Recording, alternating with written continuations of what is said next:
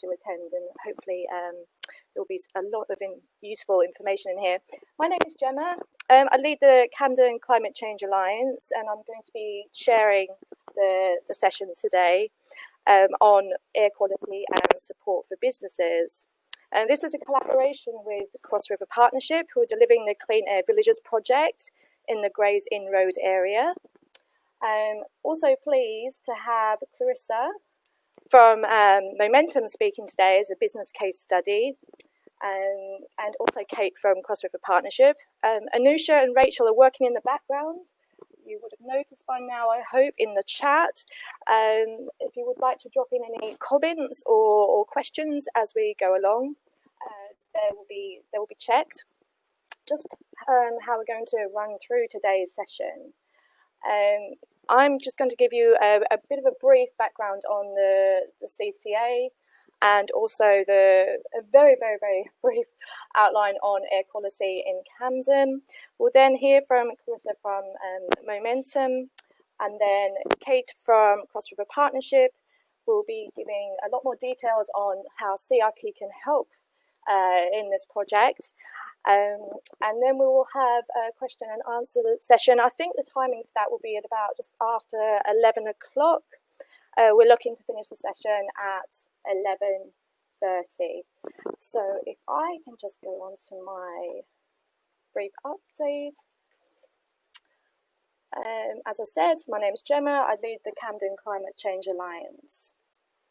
The Camden Climate Change Alliance are an organisation set up by the council with various leading businesses back in 2008. And we have over about 400 members now across the borough. It's a free network for anybody to join who is operating or working in the borough.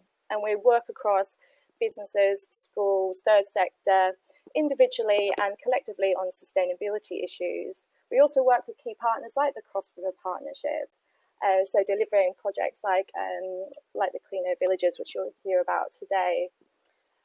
As a free network, we offer lots of support. We can help you with advice on potential pots of funding. We run sustainability awards every 2 years, an annual carbon certification, networking events, and we also have a lot of online resources as well. So I would encourage anyone who is not a member of the Alliance, if you are operating or you have a site in Camden, do get in touch with me, and we can get you signed up. So just before we move into some of the tools, kind of the reasons why we're actually doing this. So air quality in Camden. A lot of people, I think, on this call would know that air quality is a significant problem for the whole of London, actually, with 9,400 premature deaths each year, and it also affects the health of many more with asthma, hay fever, and other conditions. So a couple of the main pollutants include nitrogen dioxide and particulate matter. The gases produced by burning fossil fuels, produced mainly by transportation and heating systems in buildings, are a source of nitrogen dioxide. And for particulate matter in urban areas, this mainly comes from your road vehicles, construction activities, commercial catering, and fuel use in buildings. In Camden, around half of nitrogen dioxide emissions come from road transport, and about 1/3 from commercial buildings. So this is why we are very, very enthusiastic to work on this project, and why we have looked at the Grays Inn Road area in particular. Because Camden is also very committed to the World Health Organization guidelines, which also set ambitious targets. So we actually brought in a Clean Air Action Plan a couple of years ago, and this action plan has 116 actions developed in partnership with community and other sectors from public, private and transport. And this plan actually links to the recent Climate Action Plan, which has just been published. And so just to show you a bit more of the breakdown in terms of nitrogen dioxide and particulate matter, 2.5 in Camden. From road transport, you can see it's 46.5%, commercial buildings, 37.4%, and with particulate matter 2.5, which is one of the smallest particulate matter you can get. Road transport is 25.8, and commercial catering 44.1, with commercial buildings 8.1. So I just wanted to quickly tell you about the Camden Climate Action Plan, which we recently launched. I say recently, it was back in July. This year's gone quite quickly. The Climate Action Plan has 4 themes. So the Climate Action Plan was again developed in conjunction with the community through a citizens panel last year. And we have themes around people, places, buildings and organisations.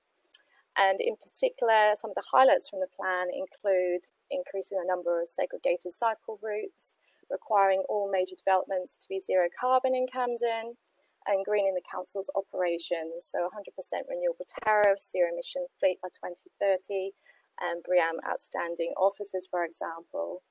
The action plan is working towards the vision of a net zero carbon borough by 2030. And in particular for organisations such as offices, shops, schools, universities, who all have a very big impact in terms of carbon emissions. They contribute around 60% of the emissions. This combined with the supply chain has a very, very, very big impact.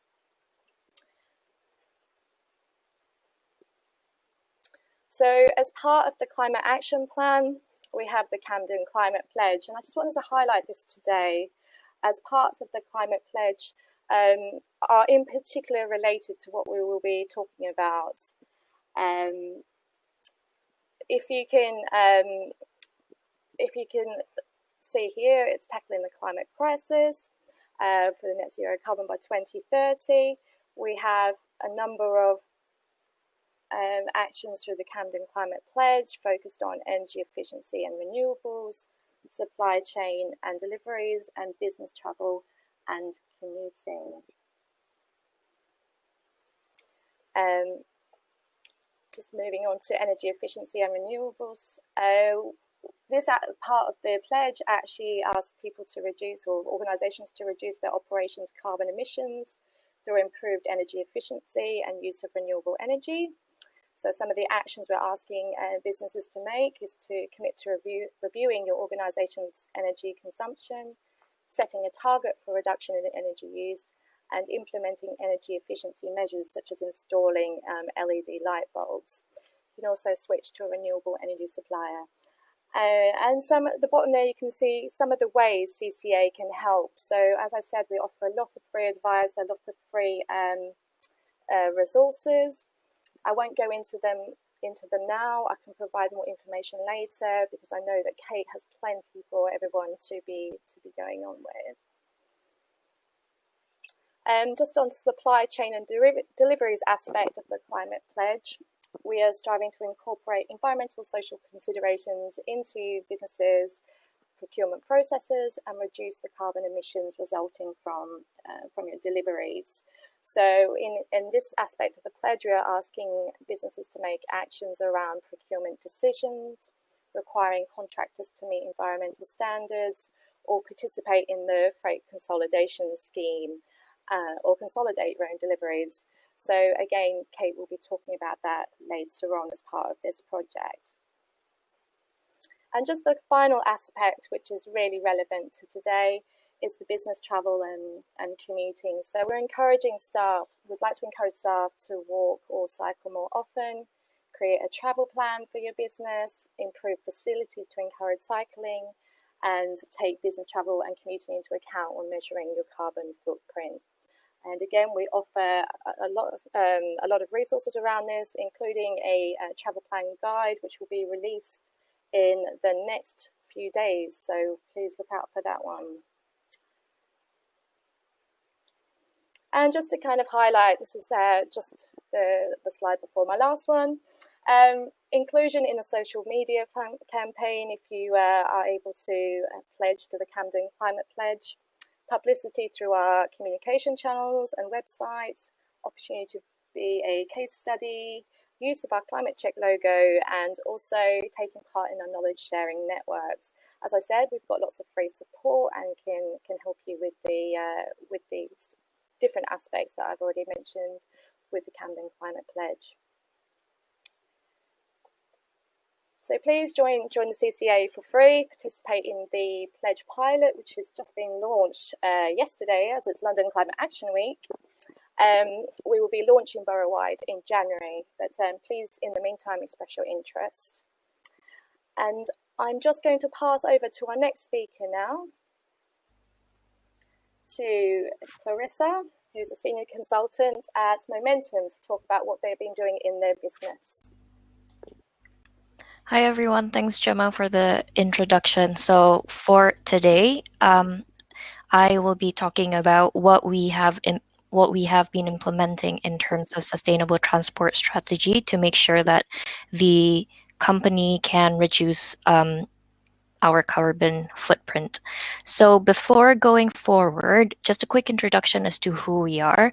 We are a transport planning, transport consultancy consisting of planners, modelers, and engineers, and we usually work closely with property developers, architects, or planners to provide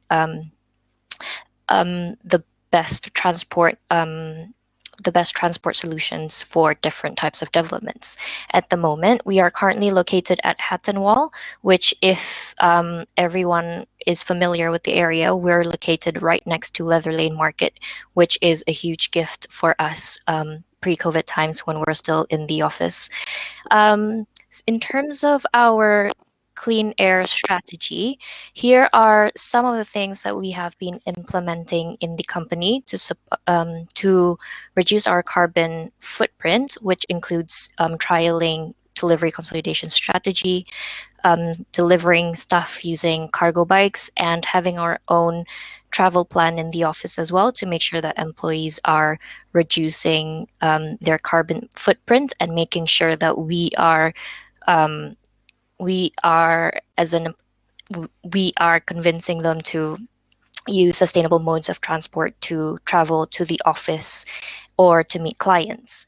And the main driver to provide all these strategies is mainly because we as a transport company, we would like to practice what we preach, which means that we have been telling our clients, look, if you want to reduce the number of delivery vehicles to the site, if you want to make sure that your development is going to be much more environmentally friendly, what you have to do is try to reduce the number of delivery vehicular trips to the site and make sure that you are using a sustainable mode of transport to deliver things, and make sure that your employees are using sustainable modes of transport as well.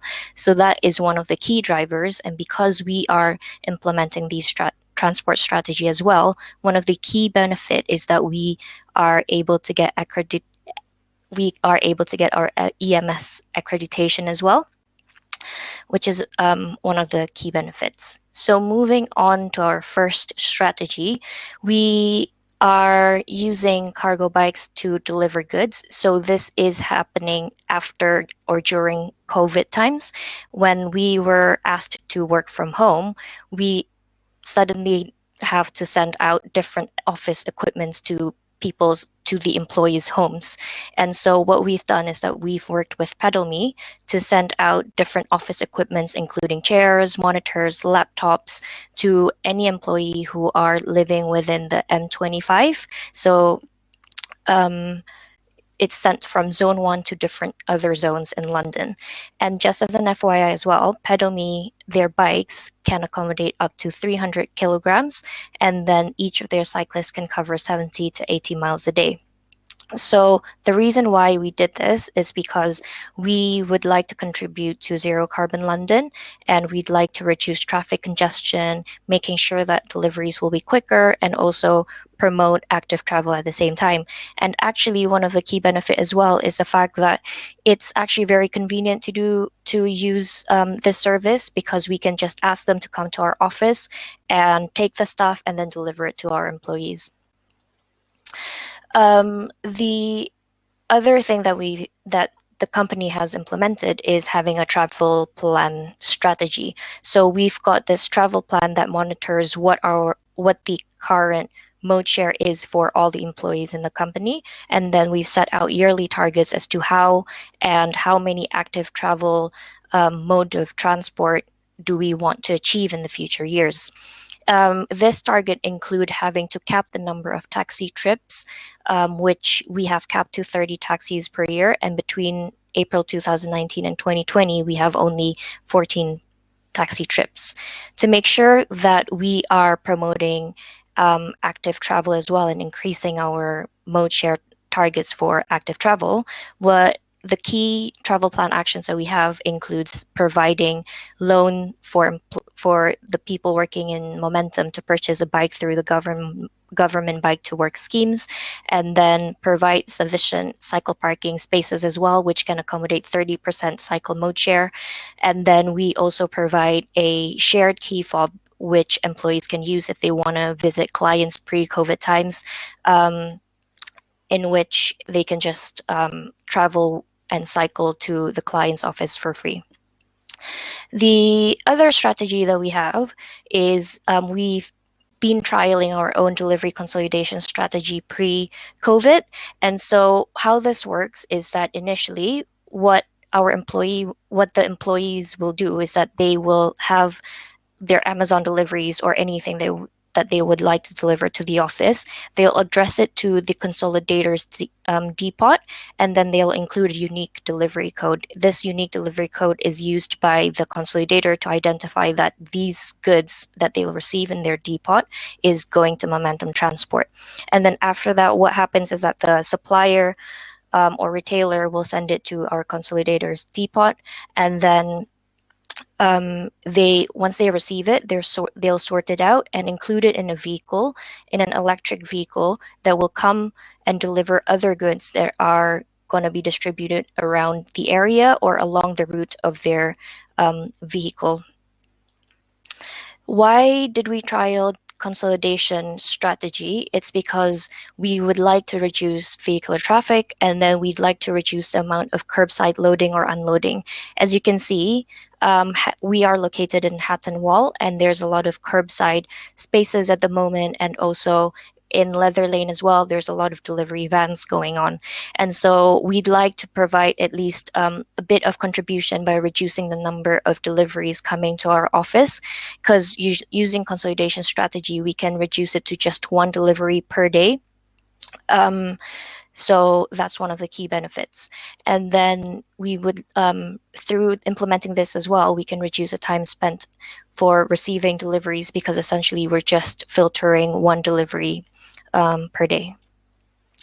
Those are the strategies that we have been implementing and we've been trying to implement. And then the next steps that we'd like to explore is the potential for having common procurement within the area and working together with other businesses in the area to have a common supplier. So what is a common procurement? So it's currently, for example, in our area, we'll have 5 different companies with 5 different tissue suppliers, for example.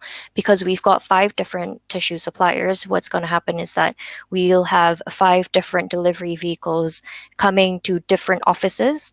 But actually, if we have a common tissue supplier, what we can have is that we can have one delivery vehicle delivering for tissues for 5 different companies, which means we are reducing the number of trips, and that can be a benefit.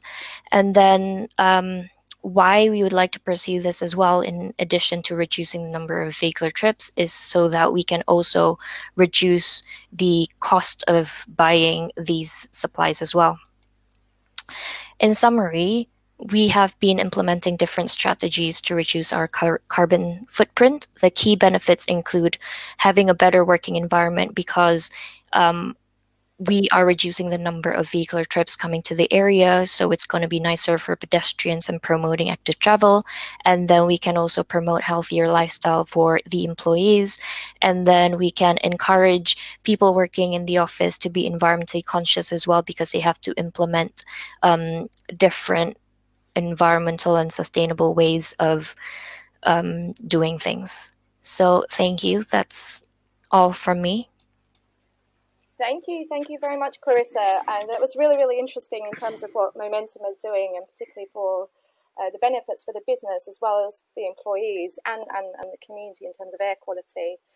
Next up, we have Kate from Cross River Partnership, who is going to tell us about the Clean Air Villages project and go into more detail about how they can help you if you're a business, particularly in that area. So Kate, over to you. Thank you very much, Gemma, and good morning, everybody. So just a little bit about Cross River Partnership, just for background. So I work for Cross River Partnership. We are a public-private partnership that was set up just over 25 years ago to project manage the delivery of the Millennium Bridge. We are made up of partners that are 9 local authorities, 17 business improvement districts, and 6 strategic agencies, which include the Greater London Authority and Transport for London, for example. So I'm here today to talk about the Clean Air Villages project, but CRP works on much more than that. So we've currently got the Healthy Streets Every Day and the Clean Air Thames project going on as well, which are funded by the Mayor's Air Quality Fund. So what is Clean Air Villages? So Clean Air Villages is a Defra-funded one-year project due to end at the end of March 2021. And it's partnered with 12 local authorities, and Westminster City Council are the lead authority. And there's also 4 business improvement districts involved as well. And obviously Camden is one of the partners on this project. So as mentioned earlier, we work in air quality focus areas. So areas which have been identified as having high levels of pollution and high levels of footfall. And the aim of the project is to reduce congestion and pollution in these areas through education, interventions, pilots, and through offering solutions. So we work with businesses and communities and hospitals in these areas. And so this map just shows some of the areas that the 16 areas that we're working in as this year's part of the project. So for Camden, it's Gray's Inn Road.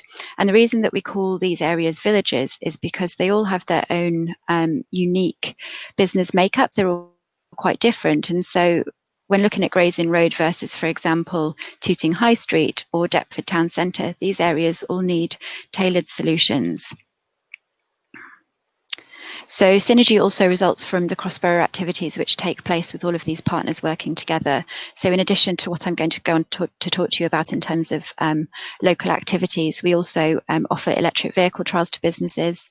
We develop clean air walking routes. We look at traffic monitoring. We have a Clean Air Villages directory.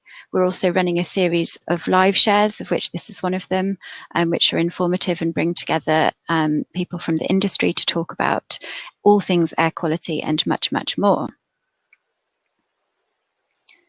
So as you can see, this map shows the Gray's Inn Road area of focus. And Anusha, who you can see posting messages in the chat, has already been speaking with some of you about your operations, and we're offering advice and guidance. So solutions or support that we can offer or that we've done elsewhere have involved, for example, offering advice on switching to an electric vehicle for those who own a vehicle already. We have also run cargo bike schemes in other areas. I know there have been a few questions in the chat about cargo bikes, but we will address those when we get to the Q&A. So just on cargo bikes, these are zero-emission vehicles, and they offer a fast and environmentally friendly way of delivering items to customers or moving and collecting stock. So some of these schemes have provided a valuable lifeline during lockdowns, especially where businesses have adjusted their operations to meet the demands during these difficult times. So you can own your own cargo bike, or you can use a provider, or we've even introduced them as shared community assets in other parts of London.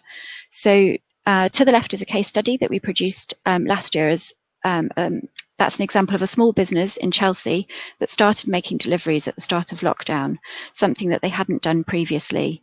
And there is the potential to introduce a cargo bike scheme in the Gray's Inn Road area, but obviously this would be subject to interest. And incidentally, Clarissa talked about Pedal Me earlier in her presentation, and actually I was reading earlier in the week that they're actually working with ship deliveries, so deliveries coming by a sailing ship from Europe and the Caribbean, and they are then making those deliveries within London by cargo bike, which is just one step further on the delivery chain, which is zero emission, which is very, very impressive. So Camden Council have a mini consolidation hub. So this is in really close proximity to Gray's Inn Road. It's actually available for you to use as Camden businesses for free, at least to begin with. And I don't really need to expand too much on the concept of a consolidation hub because Clarissa has covered this. But this particular hub, you can receive your deliveries of what we tend to assume are kind of non-perishable items, janitorial supplies, office supplies, those kinds of things. So these items would be delivered to you and your neighbours in one condensed delivery by a cargo bike or an electric vehicle, depending on volume. So this reduces the number of deliveries that you're getting to your business, which actually saves you time. So, which brings us on nicely to a poll. So I would like to invite you to vote on whether you would be interested in any of the following.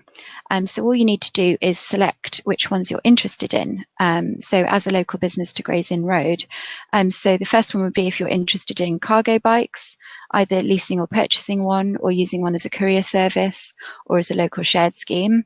The second would be to do with the consolidation of deliveries and or use of Camden's Consolidation Centre.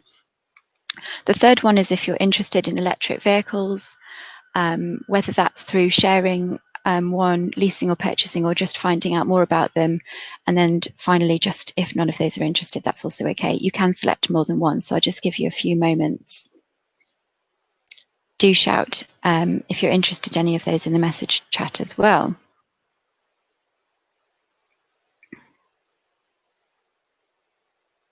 So a bit of a mix there, I can see.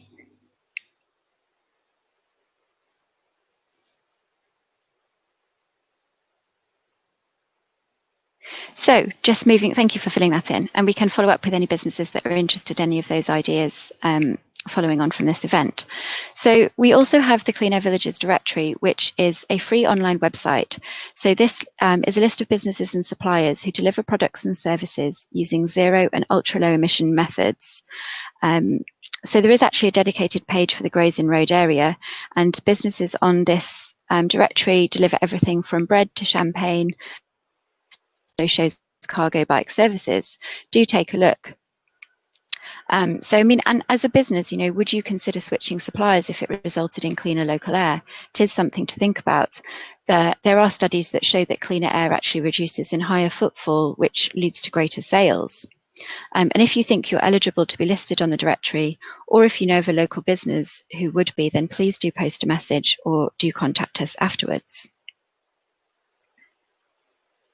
So we also have the Deliver Best tool, which is again, it's a free, fast online tool that gives you as a business recommendations about what you can do to save time and money whilst also improving air quality. It only takes a couple of minutes to fill in. We can share the link with you. All you need to do is enter things like your business name and type in location, and it gives you tailored recommendations about what you can do to save time and money whilst also improving local air quality. So for example, it might talk about retiming deliveries outside of peak, and this can really make a difference to congestion and pollution in your local area. It might also do things like offer advice on streamlining your deliveries. So for example, ordering bulk where you have storage space, and also about reducing the number of deliveries and suppliers for your business. So we also have the Clean Air Route Finder tool. So this is another free tool. So did you know that taking different routes on foot or by bike can actually result in your exposure to different levels of pollution? So you can use this tool to plot an A to B route that you use regularly to see which is the cleanest. So it might be worth sharing with your employees. even walking closer to buildings or walking further away from a road can make a difference to your exposure. And we're also developing a specific clean air walking route for the area, which has been tailored and monitored. And this will show a route from King's Cross Station to Great Ormond Street Hospital. So as you can see from the example of the map on the right-hand side, which shows if you're going from the King's Cross area south towards Chancery Lane, it gives you the lowest, middle and the highest options in terms of exposure. And incidentally, it is showing that the lowest level of exposure would be going down Gray's Inn Road.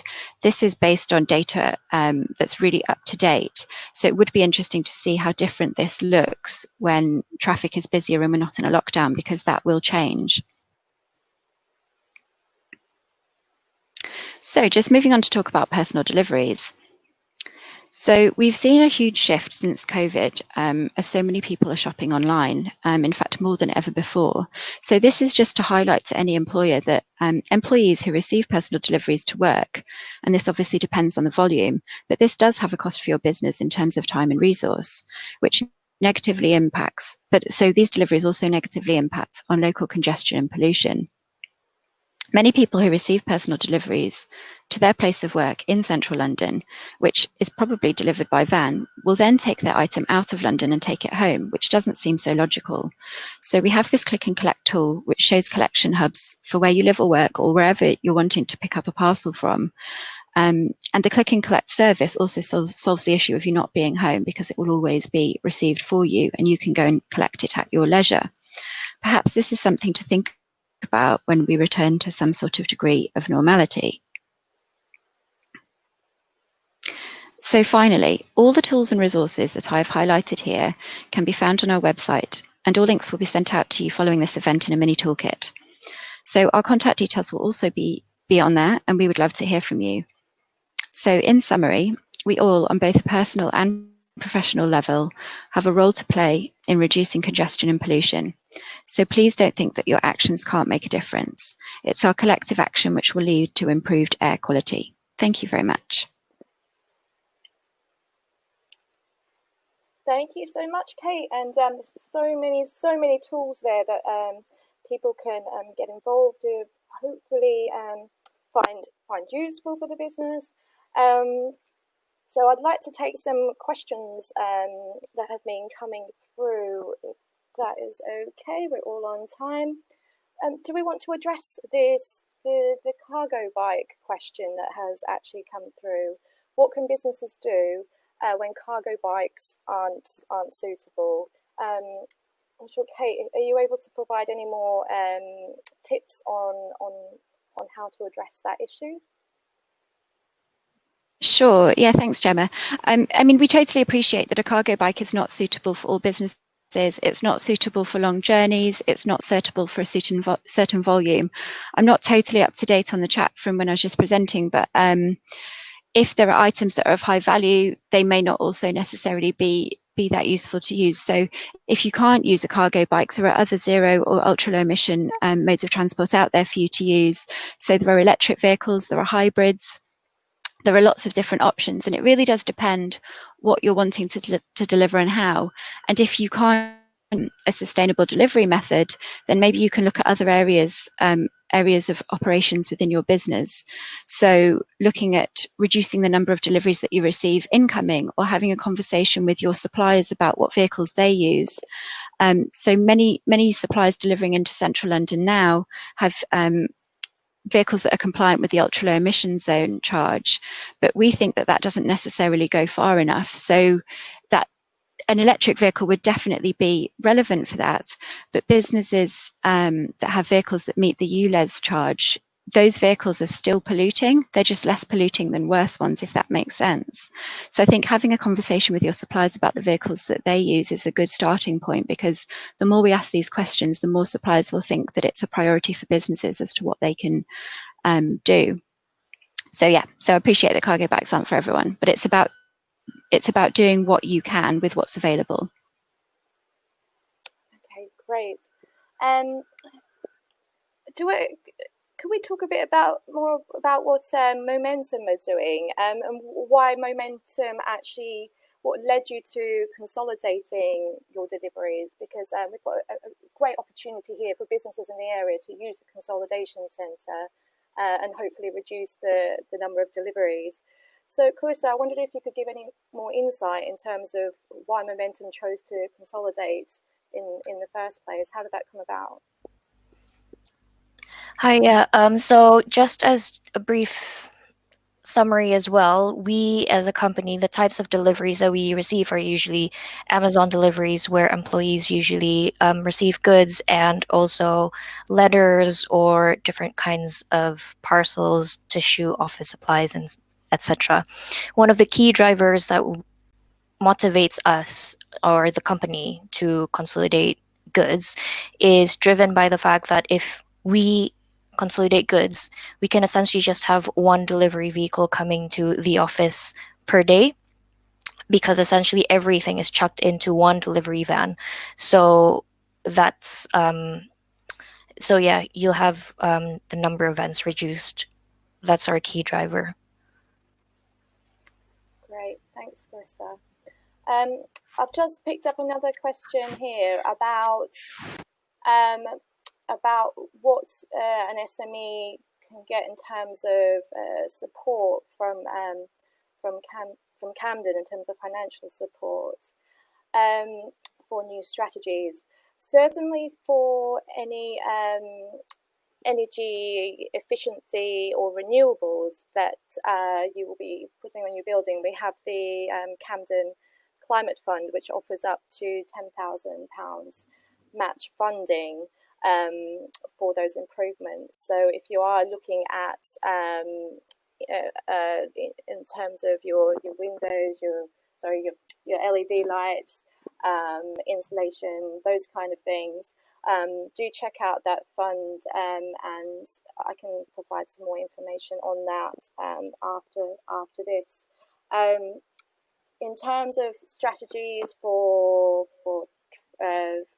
reducing deliveries, things like that, like I said, we have the Camden Consolidation Centre that is offering the free trials for businesses in the area, for SMEs.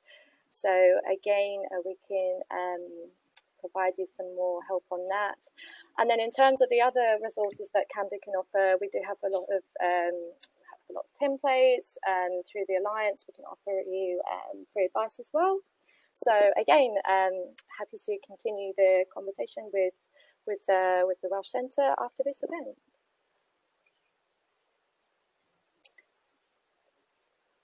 Okay, I think we might have some other questions, particularly for Kate.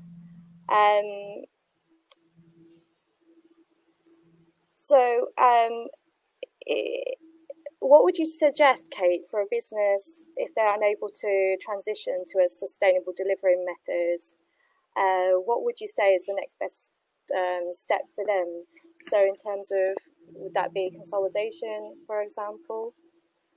You might have covered this already, but just a bit more information on in terms of what businesses could do would be great.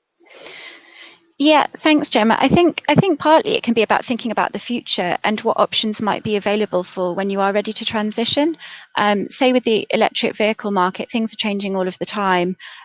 Options are becoming more available that are more financially viable.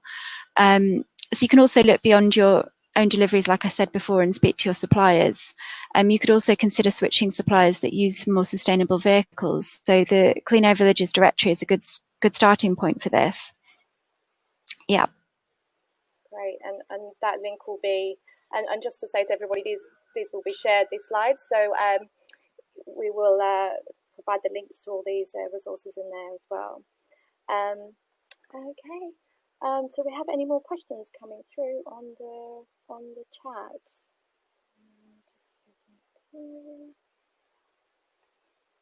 Okay. Well, actually, I'd be interested to learn more about what Momentum are doing, Clarissa. Have there been any, besides improving the working environments, have there been any organisational and financial benefits to consolidating as well? I just wonder if you could give us a bit more detail on those kind of benefits that you found for your business.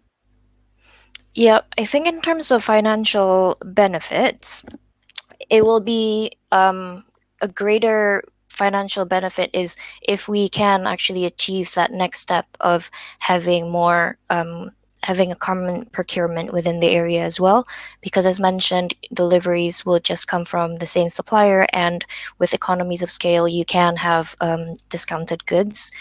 But yeah, so at the moment that's the kind of financial benefits. And what would you say were some of the challenges in actually setting up a system of consolidation for your business? The challenges, one of the key challenges was having to emphasize to the employees that, look, now when you want to deliver goods, you have to address it to the consolidator's depot, because that is a matter of changing habits as well. So that was the initial challenge, but then it's a matter of reminding everyone as well that, look, we've got a consolidator in place which you can actually deliver your goods to, so that the deliveries will go via one vehicle only. So that's the initial challenge, making sure that everyone can change their habits in the office. So I guess that's where it's really important to have good communication internally in terms of any changes that you need to say. Yeah. Okay. So there was another question in the chat regarding electric vehicles and getting to premises if you can't stop near it. So this is something that we can come back to. I believe that's for a question from Colin. We can get back to you on that. We will have a chat with our colleagues internally about the loading bays and in the council who is working on that. So we'll take that question away if that's all right, Colin, for today. Just because I just want to make sure I put you in touch with the right person who can help you. I think that was all. Do we have any other questions from anyone coming through? Certainly from from my point of view as the leader of the Alliance, I'd be really keen for anyone on the call today to get in touch with us about joining as a free member and accessing our resources. Apart from that, I think we may bring the session to the close unless there are any other questions coming through. I think for the speakers, that's all we have at the moment. Okay, so I guess it leaves me to just say thank you to those who have attended today. And also thank you to Clarissa from Momentum and Kate from the Cross River Partnership. And also everyone going on in the background of helping out with all the chats. Thanks for everybody's contributions too. There's lots of great stuff going on with the Clean Air Villages project, and I would really encourage anyone who would like to get involved, contact us as soon as possible. Contact myself, contact Kate. You can see all the contact details up on the slides there. So I think that leaves me to say have a good rest of the day. The slides will be shared with you through, they'll be uploaded on YouTube along with the other CRP LiveShare events, and you'll also receive a resources pack to help you get more involved. So thank you everyone, and we'll just bring this to a close.